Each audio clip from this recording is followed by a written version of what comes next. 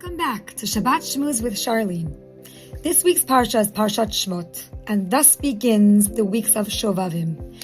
So many things to touch upon in Parshat Shemot, but I'm going to give over the part that, growing up, I always thought was the most fascinating.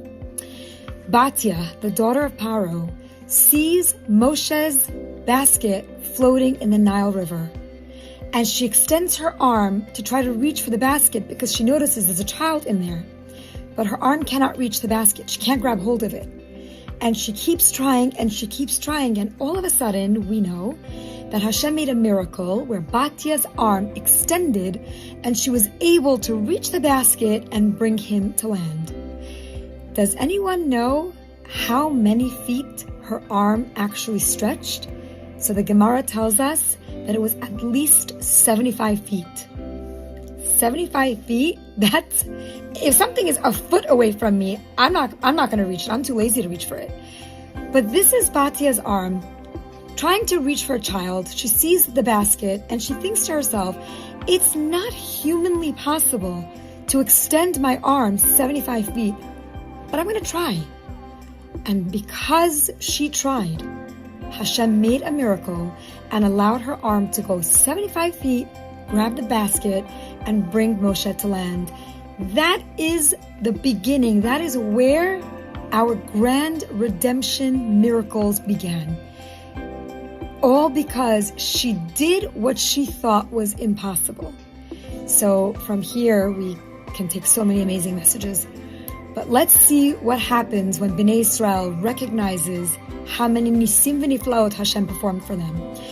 When Bnei Israel realized that the miracle began with Batya's outstretched arm, they called out with praise to Hashem, saying, Vayar Yisrael et hayad hagdola.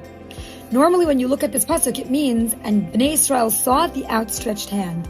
You think that it's referring to Hashem's outstretched hand, that Hashem was helping us. Hashem was extending his arm to us and saying, my children, I've got you.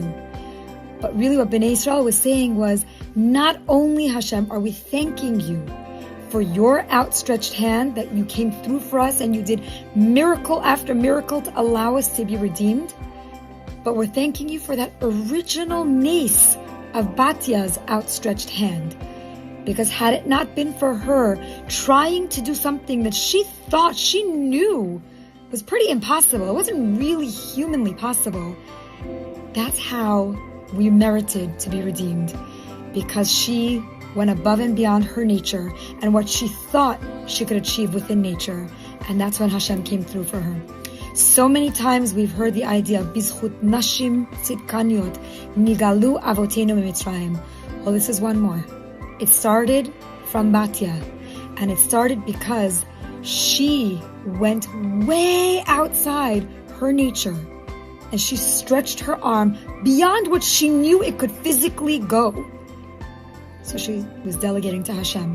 So Rabbi Eli Mansour said something so beautiful about this. I want to quote him exactly. Rabbi Mansour said, the moment we give over something to Hashem, you are no longer working with the finite, you are now working with the infinite. Therefore, if we relate only to nature, we cannot expect the supernatural. The moment we address our attention to HaKadosh Baruch Hu, we thereby open up the possibility of going beyond the bounds of nature. And that can only come to us from HaKadosh Baruch Hu. So the next time you don't even want to try because you think it's hefker, there's no way I'm going to be able to do that. There's no way I'm going to get that job. There's no way I'm going to get that shidduch. There's no way I'm going to succeed at this whatever. Think to yourself, the only way we merited to be redeemed was because Batya tried, even when she thought it's going to be futile. So try your hardest, and then let go and let God. Shabbat Shalom.